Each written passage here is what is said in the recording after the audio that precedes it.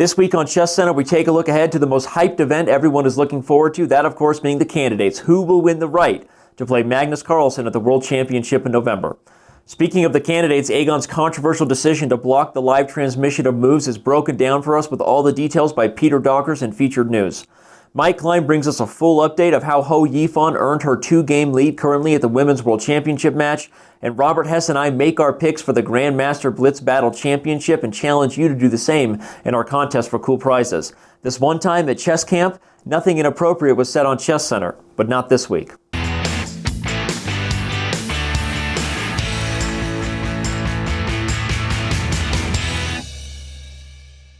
Well, Sean, we didn't have to turn over too many stones this week to find the most shocking news in the chess world. Aegon, the organization that owns the rights to the World Championship cycle and therefore all candidates and qualifying tournaments leading up to it, announced that it would be blocking not only its official video coverage to be only on its site, which makes sense, but also the transmission of the moves themselves. With this decision, very much at the last minute, they have intentions to drive traffic to only their website so that they might better monetize the viewership. Maybe it makes sense, but because the world has had so many different opinions on this, I'm going to kick it to you, Sean, to give your opinion first and let us know, how do you feel about Aegon's approach here? Well, I give this move 3 question marks. My first question mark is for the timing. Dropping this bomb right before the candidates tournament, no matter what the change is, can't be a good idea. My second question mark is that I don't think this is good for chess in general. The more chess that you have out in the more places, the better, of course. And also it kind of feeds into the Twitterverse, into social media networks. So if these moves are coming on a delay from certain places, it's going to stop the buzz around the tournament. And my third question mark is for a purely business decision for Aegon itself.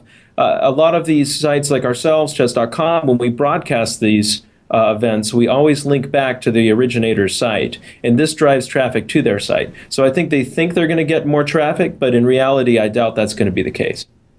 Well, time will tell. Obviously, a ton of different split opinions. I'm sure people disagree with you on every point, but I loved the fact that you got a chess reference in there with the 3 question marks.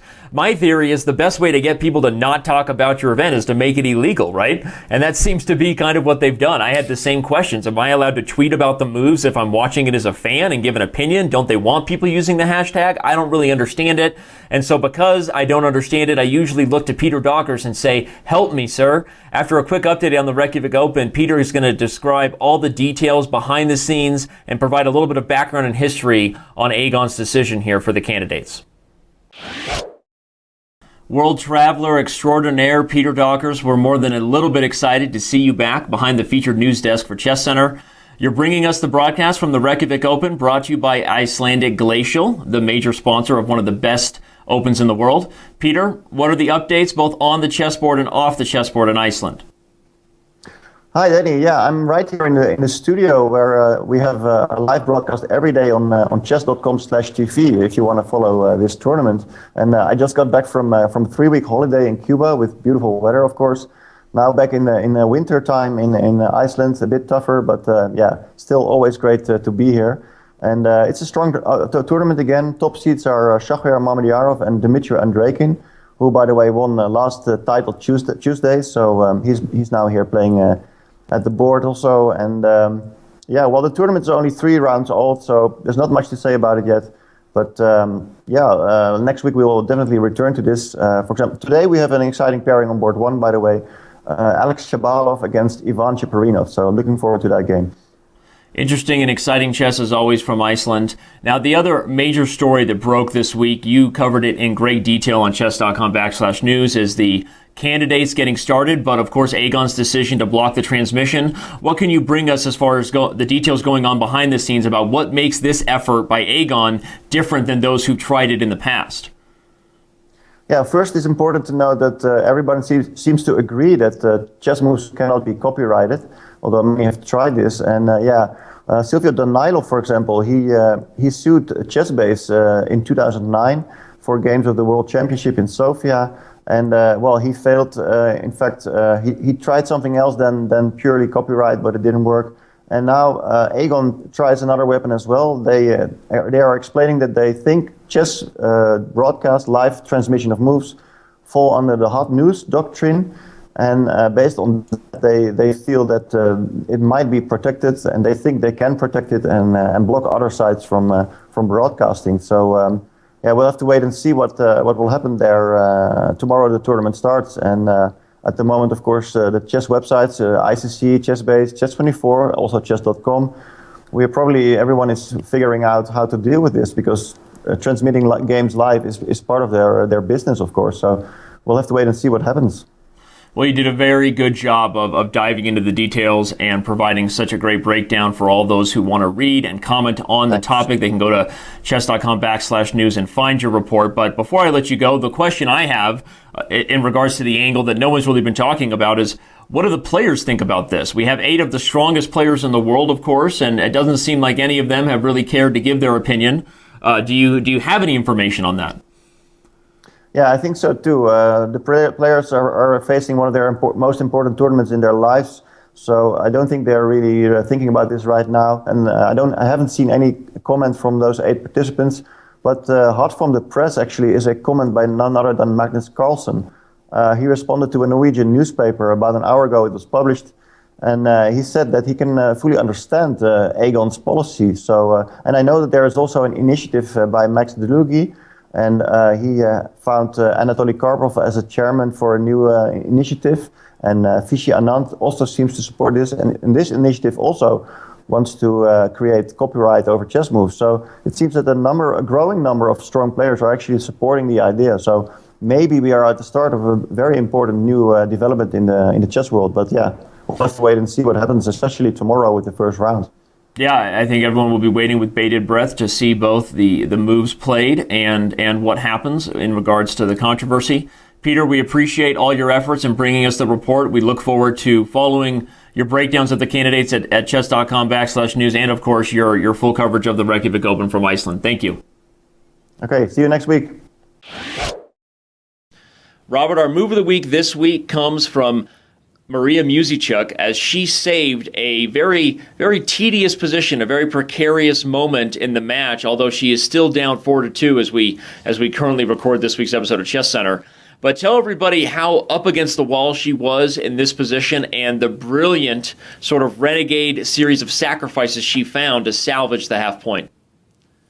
Danny, she came in this match in a really uphill battle, but she was ready for a big dog fight. And here she pulled one from Shawn Michaels' book with some sweet chin Musichuk. She played the move Bishop C5, just sacrificing that bishop. But what she's really doing is opening up the queen's diagonal to the H4 square. After Ho Yifan took that bishop, now it's all of a sudden just a draw after Rook H1 check. King G2, Rook H2 check. Both the Rook and the Knight are immune because Queen H4 check would decide the game in Black's favor. So nothing was better for Ho Yifan than to go King G1, Rook H1 check, King G2, and a draw was agreed. A phenomenal save with the black pieces.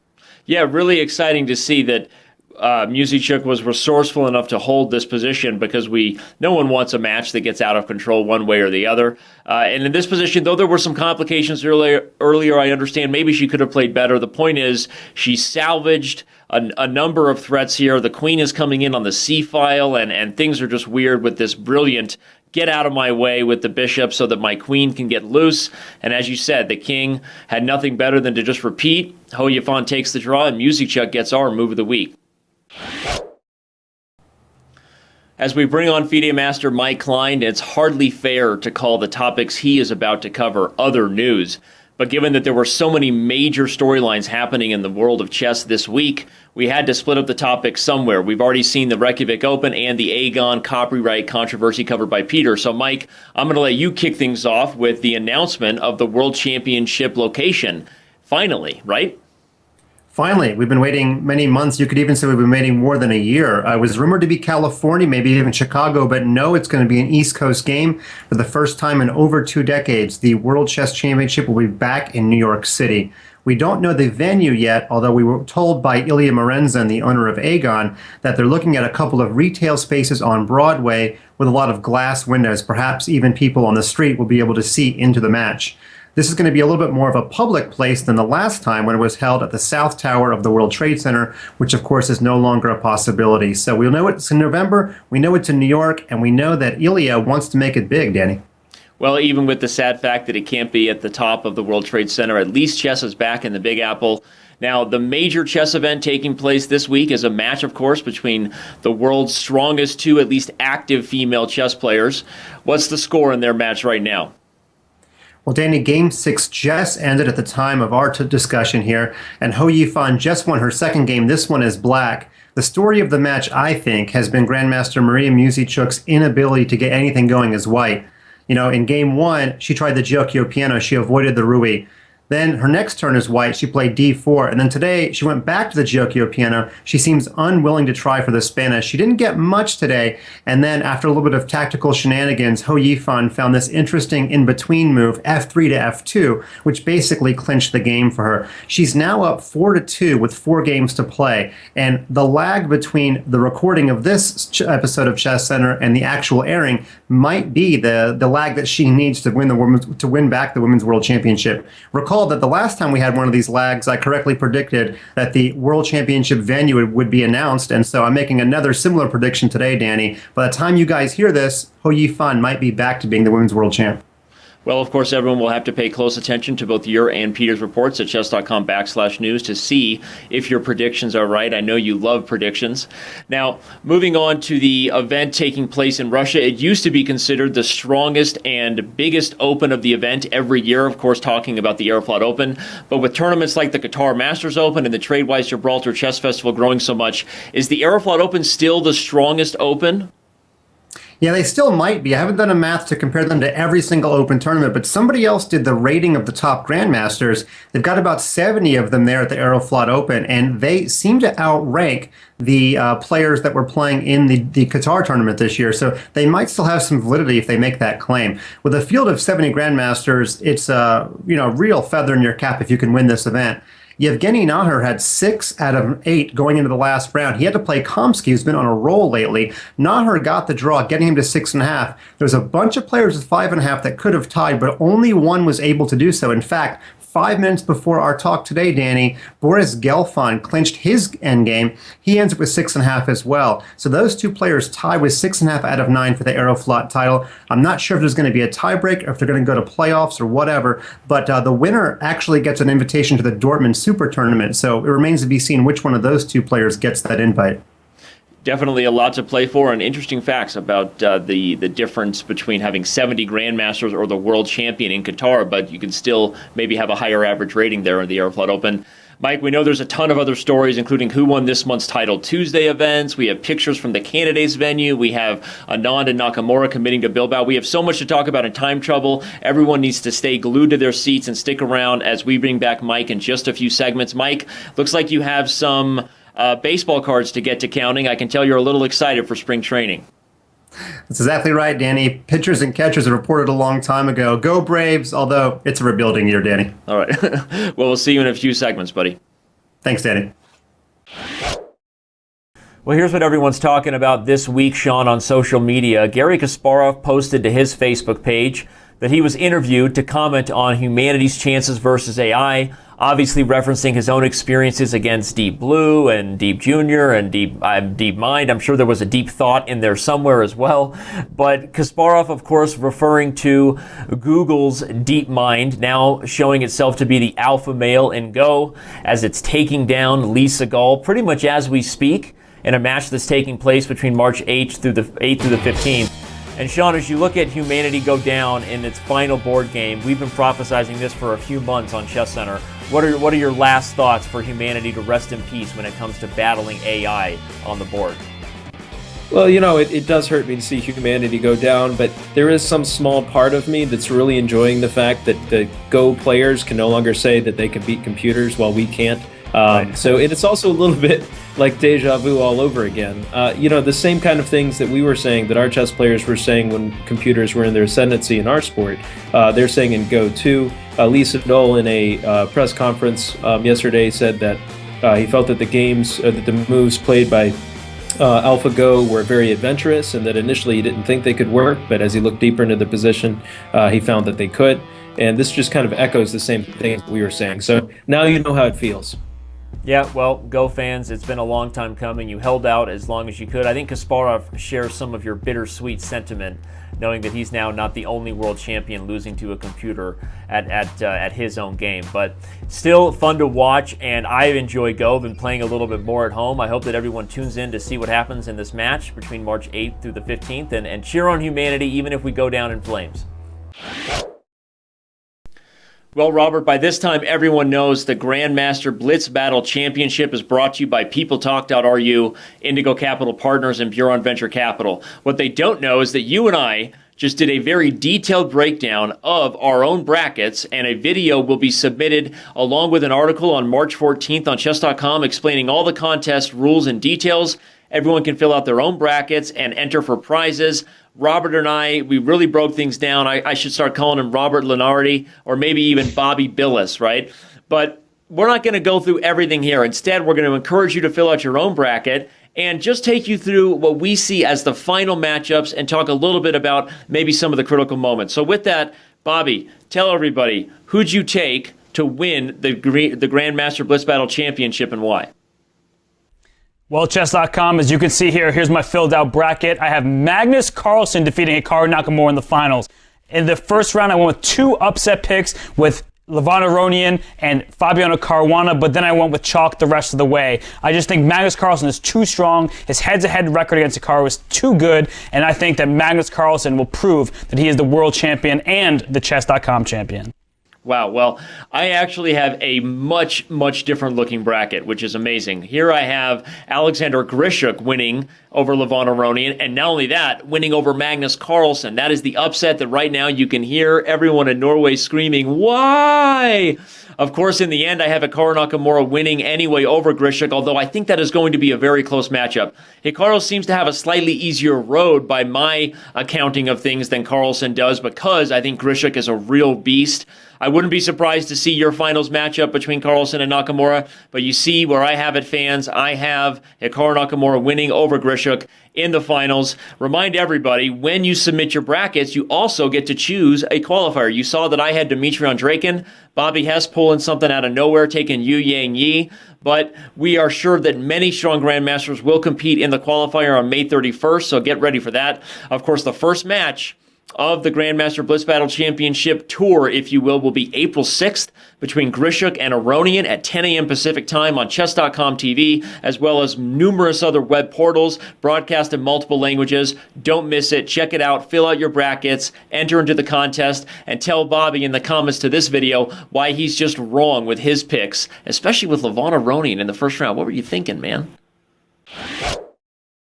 Well, Sean, it's time to look ahead to the moment we've been waiting for. It's the Candidates Tournament taking place in Moscow. This event will decide who plays Magnus Carlsen in the World Championship in November. All week on Chess.com, we've been previewing and profiling these players. Here we see Veselin Topalov, but of course we've had preview articles on everyone from Sergei Karyakin to Vishy Anand to Fabiano Caruana on down the line. And if anyone wants to see our detailed breakdowns by Grandmaster Robert Hess and FIDE Master Teddy Coleman, they can go check it out. But Sean, I'm going to put it on you. Who do you have playing Magnus Carlsen for the world title in November? Anyone but Vishy. Vishy, I love you, man, but you've been there twice before. I want to see someone else. I don't want to see a third part of that. That being said, I do think that Vishy is going to play very well. He always brings it to the candidates. I would not be shocked to see him win, but I don't expect him to. My pick is actually going to go with Levon Aronian. I feel like this is his year. I think he's going to do really well in this tournament, and I would be excited to see him take on Magnus for the world title. Great points that even though I think a lot of chess fans don't want to see Vishy play Magnus again either, that he always does come very well prepared. I wouldn't be surprised to see him and Peter Svidler and Veselin Topalov, some of these guys with a little more experience, all do well, especially as the event kicks off. It'll be interesting to see, do the young guns start out at fast, right? Hikaru Nakamura being a huge favorite, but he's never played in a candidates tournament before.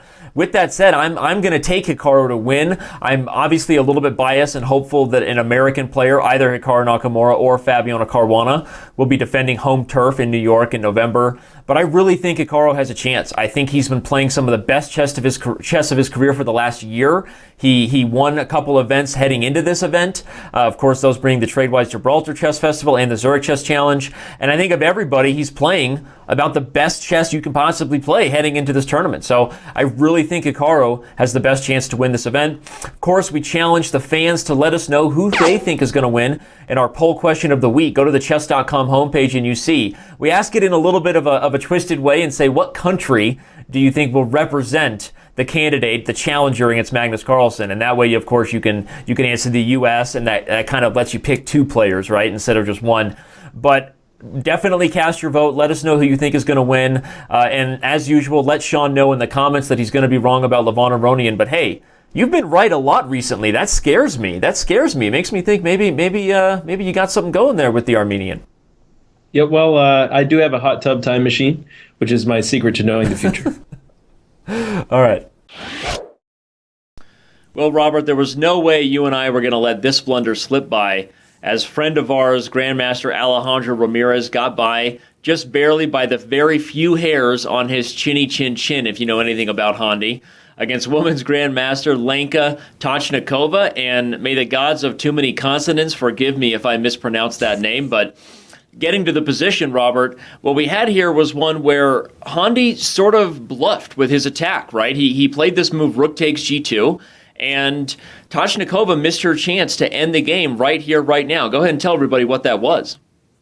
Yeah, she missed a devastating blow. Bishop takes f7 check. It's really a move that comes out of nowhere, but the problem for black is if queen takes f7, there's the fancy knight h6 check, and after king h8, we pick up the queen with another check, and that, of course, is just easily winning for white. So after bishop takes f7, you have to take with the king on f7, and simple chess wins. Queen takes f4, threatening double check discoveries. The king has to retreat to g8, and now rook f1. Threatening knight h6 check, sacrificing the horsey for the f8 bishop. And if the move h5 is played to give the king some luft, well, the simple knight h4 picks up a lot of material in white's favor. Yeah, that's one too many attacks by that pony for black's liking. And what's interesting is even though she didn't play bishop takes f7, she played the move queen takes f4, and when Handi played rook e2, she had another chance. Go ahead and tell everybody the blunder she missed here, and maybe an even prettier possible finish if she had found it. Yeah, it looks like Tochnikova just missed that the f7, the golden pawn, is always the target. Knight h6 check, a phenomenal sacrifice. That's a renegade pony if I've ever seen one. And if g takes h6, queen takes f7 check, forcing queen takes f7, and after rook g1 check, well, the only way to block that is the bishop on g7, and the rook is just going to eat every piece on the board. Rook takes g7 check, followed by rook takes f7 check, followed by rook takes b7, and white is up way too many pieces to count. Followed by way too many pieces falling, and that would have been something right there. And perhaps maybe the real blunder of the week was not seeing knight h6 check, because bishop takes f7 would have been truly more of a shot in the dark, as you said. A little bit harder to see, but obviously she just underestimated the weakness and the potential tactics occurring there, which is why we always tell kids, be aware f7 is weak, even if someone gets castled. It's often a critical point, and for that, women's Grandmaster Lenka Tochnikova gets our blunder of the week for letting our friend Alejandro Ramirez slip by. Make sure you stay tuned to chess.com/news and watch full live coverage of the Reykjavik Open on chess.com/TV every day in the coming weeks as we cover that tournament live. Mikey's back and the boys are in trouble. Mike, put away the baseball cards, my man. It's time trouble time. You're up. Let's do it, Danny. In our last Title Tuesday tournament, Dmitry Andrikin and Hikaru Nakamura took the two first places. Do you think Dimitri's training to be the Blitz Battle qualifier? If he's not, he's missing out. He's my favorite to win the qualifying event and play Magnus Carlsen in the first round of the GM Blitz Battle Championship. Now, pictures were released from the candidates tournament. Just shows you how excited people are about this, releasing pictures. The hype is real. But one thing I noticed was a little bit of a lack of elbow room for the players. Mike, what do you think about that? That's true. Chess.com user Squiggle55 pointed out in the comments, too. Could be part chess, part MMA, you know? They are trying to popularize the sport. Three of the players for Bilbao were just announced, Carlsen, Anand, and Nakamura. That means we've got a 25% chance of Carlsen having to play his challenger ahead of time before the World Championship. Is that a good idea? Anybody who thinks those games are going to be exciting is being misled. Look for some 30-move draws that avoid opening preparation, right? Wesley So just won the Sanford Chess Fellowship. For those of you who don't know, it's an award that inspires and motivates young American chess talents to get better. And my only question was, what about Fabiano Caruana? Well, I'm going to posit a theory. I think Wesley still had a bit of an advantage over Caruana. After all, he was writing his admissions essay on his score sheet at the U.S. Championship. Now, at the World Mind Games Championship, 2 of the 3 events were won by the Azeri Grandmasters Mamedov and Mamedyarov. It's a bit of a mouthful. Danny, can you get a better nickname for those guys? How about the M&Ms, right? Love that. Always loved me some green M&Ms. Finally, a chess event is taking place at the Cincinnati Bengals Stadium next week, and I know it's an event for charity, raising awareness for breast cancer, but let's be honest, you're just there to get an autograph from the NFL analyst Chris Collinsworth, aren't you? Yeah, Chris Collins will be there. So will Grandmasters Irina Krush, Grigori Kaidanov, Maurice Ashley. It's going to be a who's who of chess, but they're calling it the Queen City Classic. And Danny, we all know the real Queen City is Charlotte, North Carolina. You should just stay put right there. Don't even pack your bags. But either way, you will have to pack your bags right now because ChessCenter comes to an end. We bid you adieu, and we'll see you next week, my friend. Thanks, Danny.